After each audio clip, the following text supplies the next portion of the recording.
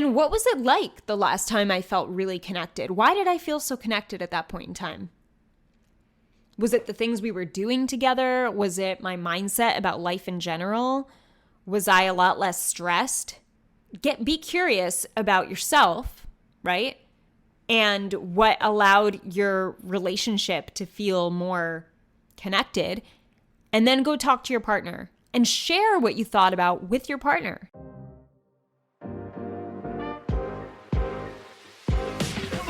Welcome to What I Love About Sex, where some incredible guests and I, Steph Kanowski, will be bringing you the tools for improving your sex life with topics such as sex issues with your partner, sexual self-confidence, premature ejaculation, sexual shame, masturbation, sharing your fetishes, orgasmic pleasure, and more.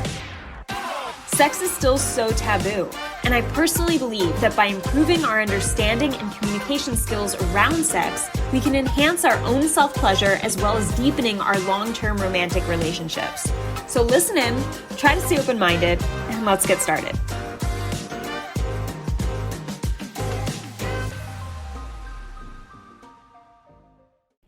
Hey guys, welcome back to another episode on the What I Love About Sex podcast. Today we're talking about feeling disconnected during sex. This is something a lot of us feel, men and women, and it can contribute to a lot of issues. So I want to talk about it today, and something that we're going to be talking about in relation to being disconnected or feeling disconnected during sex is the opposite, which is presence.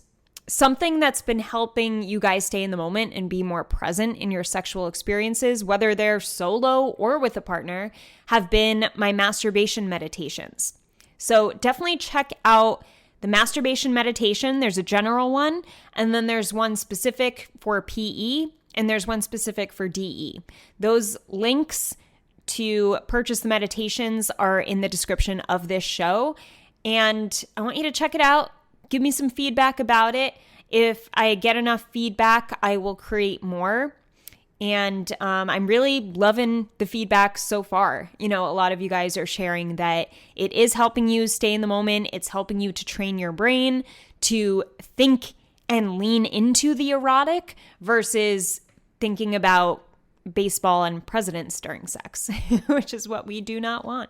So with that being said, go check out the meditations right now or after this show. So, when you're feeling disconnected during sex, I want you to do 3 things because that's what I always have you do on my podcast. 3 things. The first thing is check your thoughts. Check the thoughts in your head around sex, and not just while you're having sex, but sex in general. Like, what are the thoughts coming up for you at this point in your life? We're all at a different stage all the time, right? Because things change. We get into relationships, we fall out of those relationships, we blame a past partner for our poor sex experiences.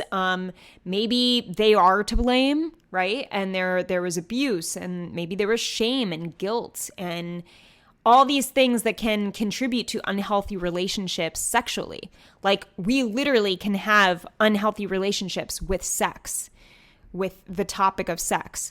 So I want you to be aware of, like, where are your thoughts? When I say sex, what comes to mind right away? Sex. For some of you, it may be panic. It may be you thinking of a past partner and wishing you could have it with them again. It may be you resenting a past partner for not ever having it with you. It could be you dealing with a sexual, maybe an STI, or that you're embarrassed about or feel unsure about communicating with your partner. Maybe it's communication in general, where you're like, oh man, like, if I can only have more sex, I don't understand why my partner never wants it anymore and they used to. So many, based on our insecurities or based on our phase of life, we have all these different thoughts that pop up when the word sex comes into play. And when we have these strong associations, if they are negative and they're concerning, then our sex life will suffer because we won't be able to be present and receiving pleasure or giving pleasure. We won't be able to relax. And if we can't relax and give and feel pleasure in a sexual experience, then what's left is usually, overthinking, distracting ourselves, pulling away from our partner, all these feelings we don't want to feel, like the ones I've mentioned around guilt and shame and embarrassment, resentment, right? So we really want to pay attention to what is my sex phase right now in life, and overall, what is the majority of my thoughts serving my sexual pleasure, or are they fighting against it? And if they are fighting against it, if the majority of your thoughts that you think about when you hear the word sex, if the majority of those thoughts are negative and pulling you in the opposite direction of pleasure, then it makes sense why your sex is not so fulfilling right now. Or maybe even why it's non-existent right now. Why it's frustrating right now, right? It just makes sense. So check your thoughts and understand that you get to control your thoughts, right? Here's the empowering part of this is you get to check your thoughts and you get to realize, wow, I got some shit thoughts around sex. Fuck, this is horrible. What do I do? And what you do is you control where you allow that thought to go. All right? Because we can either feed it or we can kind of laugh it off and just acknowledge it as something that our silly brain came up with. Because sometimes the thoughts aren't even valid, and we know that.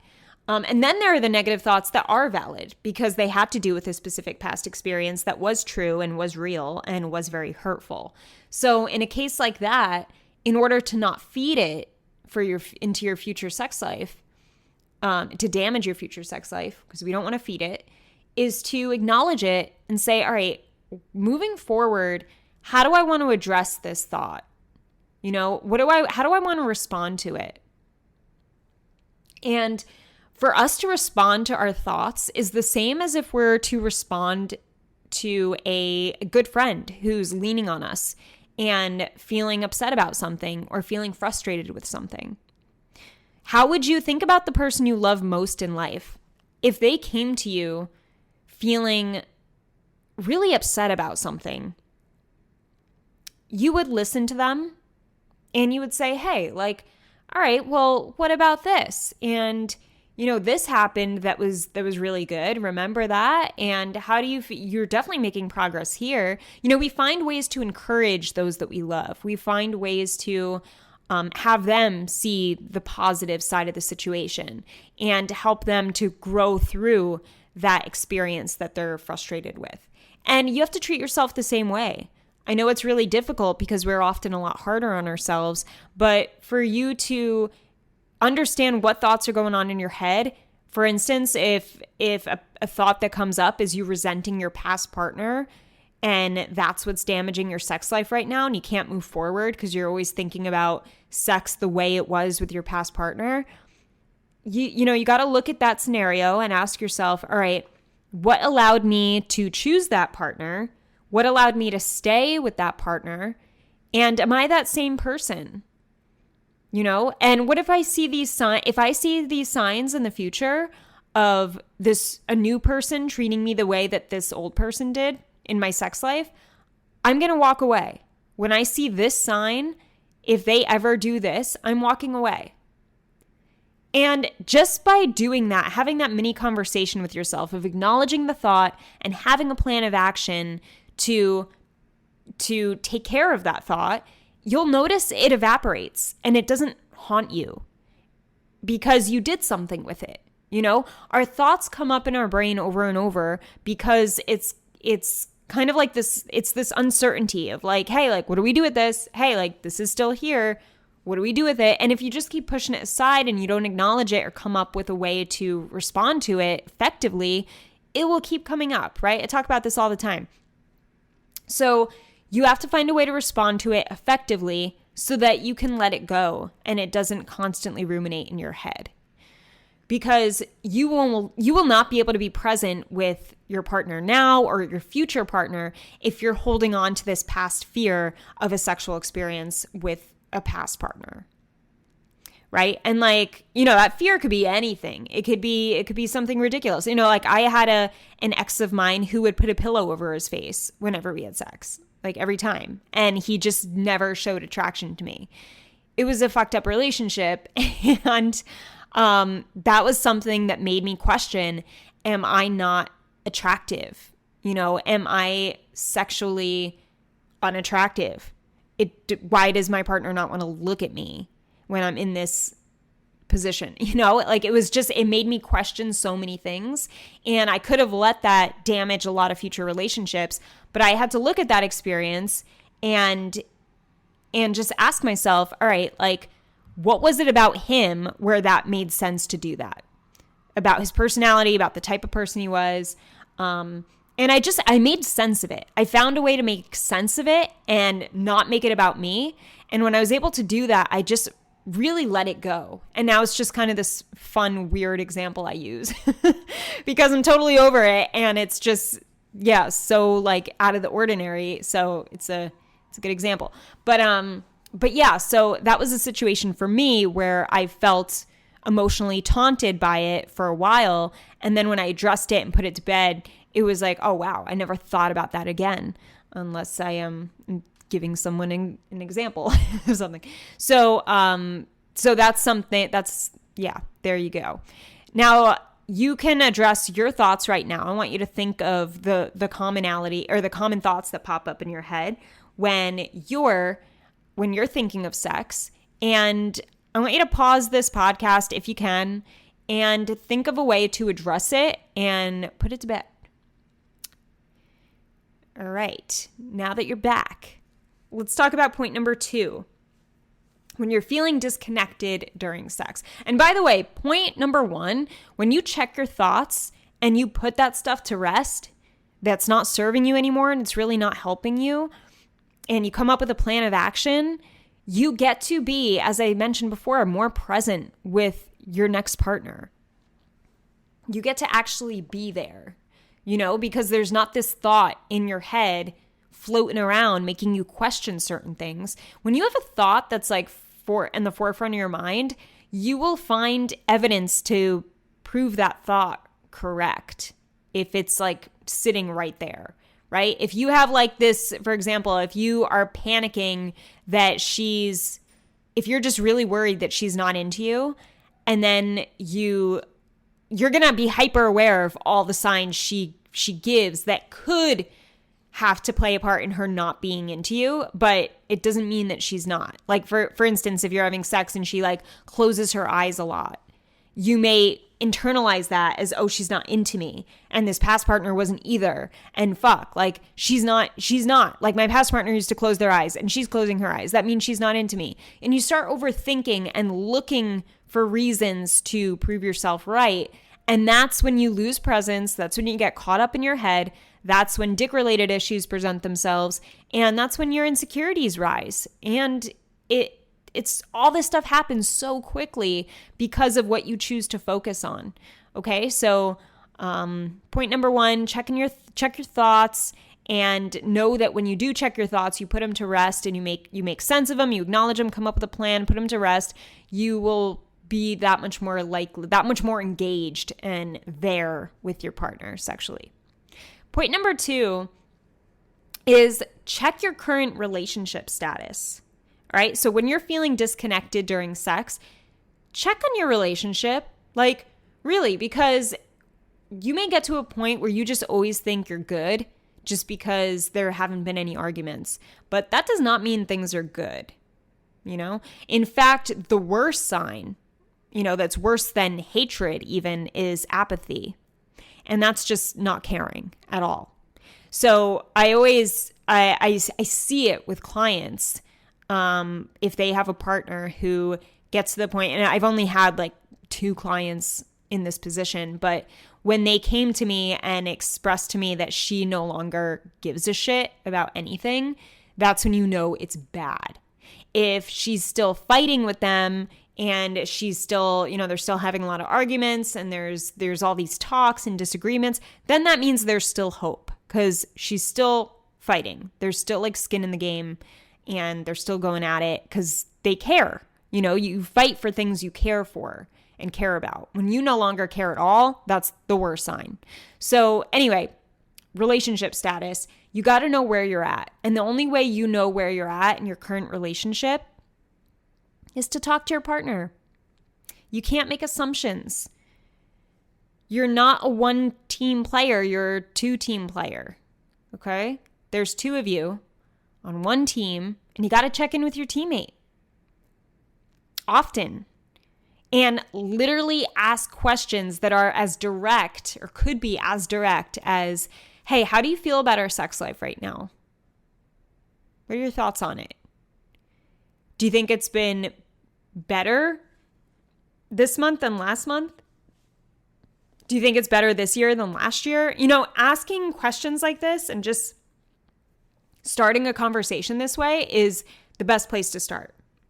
Because if you just randomly say like, hey, we're good, right? Like, that's the worst possible check-in ever. Because first of all, you're making an assumption. Hey, we're good, right? There's this pressure that she has to, and I know most of you don't say this, but I'm just showing the difference between asking an assumption question that's very general and bland and not likely to get you any answers or effective communication, and then specific questions that are likely to bring you into an effective conversation where you actually learn about your partner. And I think that's something that is very easy to forget, is to be constantly learning about your partner and constantly be curious about them. And even if you're listening to this and you're like, well, Steph, I've been with the same person we've been married 30 years, 20 years. Yeah, but we change.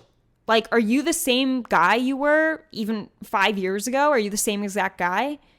Are there things you've tried? Are there viewpoints perspectives that have shifted? Have your values changed at all?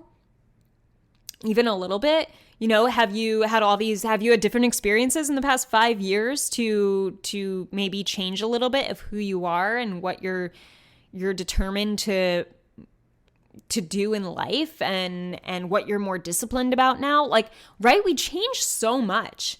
And we don't really pay attention to that, where it's like, wow, I'm not the same person I was 5 years ago. Why do I assume that my partner is? We're not. That's why it's cool too. Like, take this as like, okay, nice. I have something to hang on to keep my relationship spark alive. When people talk about keeping the spark alive, it's keeping the curiosity alive. That's what it is. The spark is bullshit, in my opinion. Spark, we don't need a spark. Spark is nothing but anxiety, in my opinion, if you're just searching for this constant spark. Pay attention and focus to curiosity. Be curious about your partner all the time. And if you're always curious, you're always going to learn something. And if you're always learning something about your partner, you will always feel like your relationship is growing. It doesn't matter if you're learning something that you're not in favor of, or you're learning something that shocks you, or, even if it's bad, from your eyes, whatever, you're still learning. You're still progressing. Just like arguments do not mean that you're moving backwards in your relationship. How you respond to the arguments are what show a forward or backward progression or regression. Right? So start looking at your relationship that way, and check, as point 2, as I mentioned, is check your current relationship status. So if you're feeling disconnected during sex, go have a talk with your partner. First of all, brainstorm it in your head before you talk to your partner, and ask yourself, has anything changed in our relationship recently? Or since the last time I felt I was really connected? And what was it like the last time I felt really connected? Why did I feel so connected at that point in time? Was it the things we were doing together? Was it my mindset about life in general? Was I a lot less stressed? Was I doing this hobby that brought me a lot of fulfillment and joy? be curious about yourself, right? And what allowed your relationship to feel more connected. And then go talk to your partner and share what you thought about with your partner. Say, I've been thinking about, I've been noticing I've been feeling a little disconnected sexually and in our relationship even. And I have a few ideas why it is. And here's what I came up with. I'm wondering, have you noticed this about me? And have you been feeling disconnected too? See how that's so you're showing that you're prioritizing your relationship. You're showing that you care. You give a shit about yourself, about your partner, about the two of you, and about your sex life together. And you're being curious. You're leading with questions. So you're involving your partner in this discussion and in this, I had brain fart. Can't think of the word. But in this this way of moving forward together, you're involving them. So they actually feel like they're on board with you now in figuring out how your relationship is, how you both feel about it, and how you could potentially help your sex life based on where you currently are at. And notice how I say currently.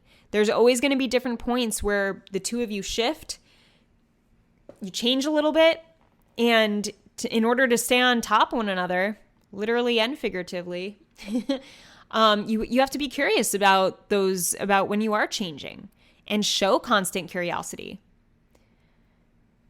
And that's really important. I know a lot of women who feel frustrated because they're like, he never asks me questions. Like, he doesn't listen to me. We never have the conversations we used to have. And a lot of the times what I hear from men are, I know everything about her. And vice versa. This goes both ways. But when one partner doesn't feel listened to or really cared for, the other partner tends to assume that they know everything they need to know. And they don't there's not that much to listen to, when really there is. So constantly be curious, constantly be listening. Do a little brainstorm of where your current relationship status is, and then bring it right to your partner and say, hey, I had a thought. Here's what I have to share. What do you got to share? Let's talk about this. Let's. It's a great word to use when you're talking to your partner. Let's, we, us. Okay. Point number 3, when you're feeling disconnected during sex, is check your erotic awareness. Woo! So this one's cool. This one is kind of what I mentioned earlier in this episode, where I talked about leaning into your erotic awareness, not running from it by thinking of presidents and grandmas and baseball. All right. So sometimes when you're even when you're disconnected during sex, you may be thinking about a huge stressor in your life, right? Maybe that's the distraction. It's like you're feeling disconnected because you're just thinking about this thing you got to take care of. And sometimes, a lot of the time, if you have a dick-related issue, you may be forcing thoughts in your head to not come or to come quicker, and you're not experiencing the pleasure. Maybe you're staring at your dick up and down constantly because you want to make sure you stay hard, right? And there's this disconnect because you're not present and you're not experiencing the pleasure. You're not fully embracing the pleasure. And this is something especially guys with premature ejaculation do, is they will, you guys struggling with this will think about things to move away from your pleasure, when really you should be thinking about things to move toward your pleasure and toward your eroticism. And what that means is, what check your erotic awareness means, in my opinion, is get very familiar with what arouses you and how often you're using that in your sex life. Whether it's a sexual action of doing something to your partner, having your partner touch you in a certain way, having a certain amount of foreplay before sex because you know that's going to really just just get you in the zone, get you in the mood, help you be more present, get your body really ready and prepared, feel more relaxed, less pressure. You got to understand these things about yourself because we're all different, right? We're all different in the sense that, sometimes some of us do feel more pressure than others. Some of us feel, like we're just always ready to go, but maybe we have a partner who's not always ready to go. And like, how do you make that work with you and your partner? So you got to know how your body works and how your arousal levels work. How do you stimulate arousal? How do you hold on to that arousal and elongate that arousal? What things do you know will bring you to your peak arousal and that point of no return? Like getting familiar with these different stages of your body and what excites you and what allows you to slow down but still be in that erotic zone is so important. It's important for you to feel like you have control over your pleasure and your body. It's important for your relationship so that you guys can go back and forth in a way that is compatible for the two of you. It's just you want to be in that erotic zone too. You don't want to run from it or be afraid of it. You want to lean into it. You want to embrace it. And embracing your erotic awareness is not going to cause problems. In fact, it will solve problems. So you want to be familiar with all these things and you want to learn about yourself. Once again, being curious about your body in a way around your arousal is pretty much what check your erotic awareness means. All right, I just made up these phrases. Check your thoughts. Check your current relationship status. Check your arousal awareness. Erotic awareness. But yeah, these things will definitely help you to be more present and to relax and to understand yourself more through your thoughts and your erotic awareness, understand your partner more through your current relationship status and knowing how to go to your partner with the thoughts you're having and have an effective conversation. Like, just think if you checked marked all these things, it's like you'd feel so much more relaxed and in the zone and in control, right? And when you feel those things, you're able to connect to your body, connect to your thoughts, connect to your partner, connect to your sexuality. And that's the best.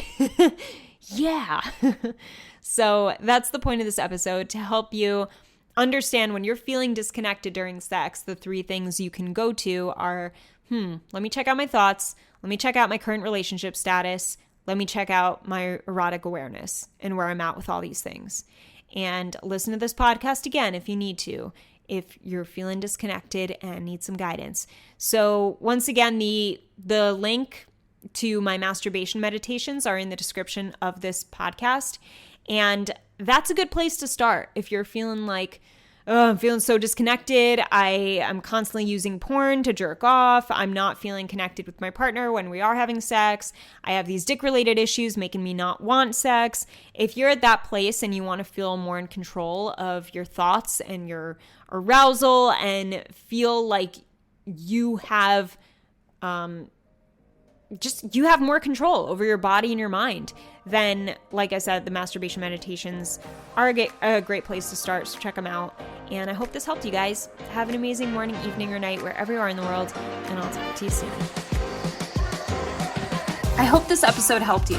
If it did, I would love for you to leave me an iTunes review. It would mean the world to me. You can also screenshot your favorite episodes and tag me on Instagram at Steph Kanowski. And before I go, remember, your sex life is as good as you make it out to be. Until next time.